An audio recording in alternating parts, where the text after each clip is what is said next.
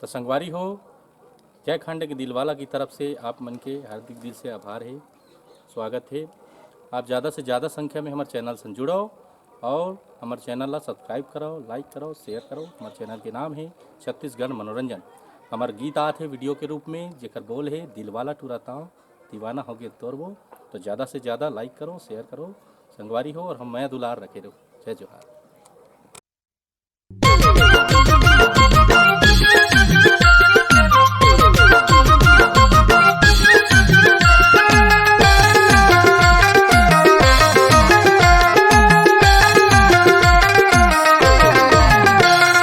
तोर जवानी देख गोरी चंदा हो, तोर जवानी देख गोरी मोर मन है बउरा।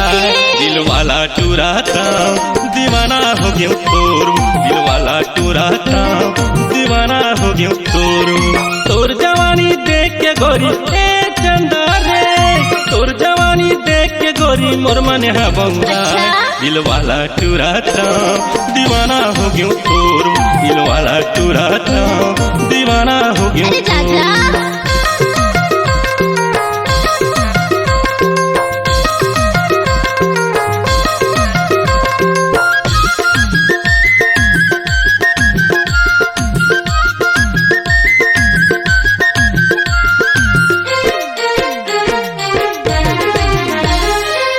तोरे रूप में चंदा ला जाए वो, सरग के परी घलो देख शरमायो, सरग के परी घलो देख शरमायो।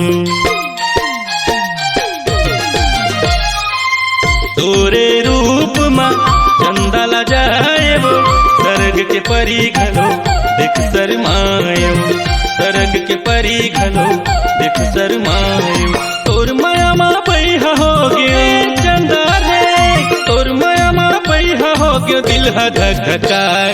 दिल वाला टूराता दीवाना हो गयो तोरू, दिल वाला टूराता दीवाना हो गयो तोरू।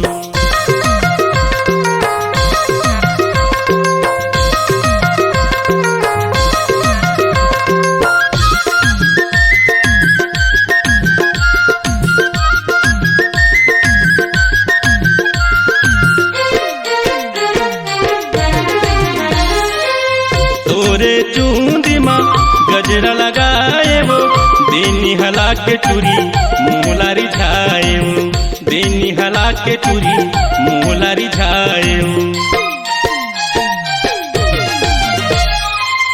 तोरे चूंदी माँ गजरा लगाए वो, बेनी हला के टूरी मुलारी छाए वो, बेनी हला के टूरी मुलारी छाए वो। उड़े चुनरी धुंधवा छागे चंदा रे, उड़े चुनरी धुंधवा छागे बादर गड़गड़ा।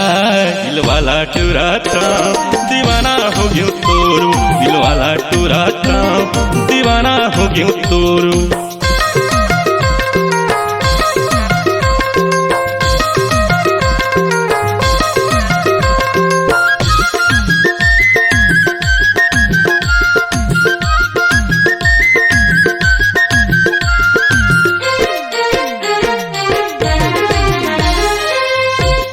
के पुतरी माँ मैं समाए वो, करके इशारा टूरी जादू चलाए वो, करके इशारा टूरी जादू चलाए वो।